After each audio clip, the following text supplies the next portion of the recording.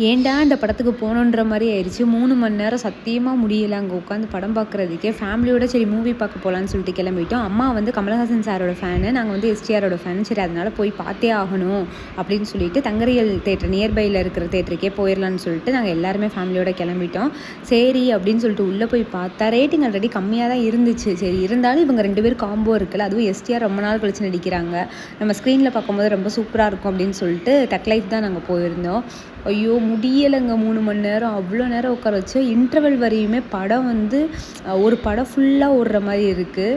அதுக்கப்புறமேட்டு வந்து இன்டர்வலில் பாப்கார்ன் அதை வாங்கி செலவு மட்டும்தான் மிச்சம். ஆனால் வந்து எஸ்டிஆரோட காஸ்டியூம்லாம் சூப்பராக இருந்துச்சு. இன்னொன்று வந்து கமல் சார் இந்த ஏஜில் இவ்வளோ தூரம் ஆக்ட் பண்ணுறது பெரிய விஷயம். ஸோ அதெல்லாம் நம்ம பாராட்டி ஆகணும். ஆனால் வந்து எனக்கு படம் சுத்தமாக பிடிக்கவே இல்லை. போய் செலவு மட்டும்தான் மிச்சம். நெக்ஸ்ட்டு வந்து எக்ஸ்பெக்டேஷன் ஒன்று இருந்துச்சு, அந்த எக்ஸ்பெக்டேஷனே இல்லாமல் ஆயிடுச்சு. ஒரு இடத்துல கூட கூஸ் பம்ப்ஸுன்ற ஒரு மொமெண்ட்டே இல்லை அந்த படத்தில். அப்புறம் வந்து படம் முடிஞ்சோடனே சபரீஸில் போய் நாங்கள் எல்லோரும் வந்து சாப்பிட்டுட்டு அப்படியே வீட்டுக்கு கிளம்பியாச்சு. தேங்க்யூ.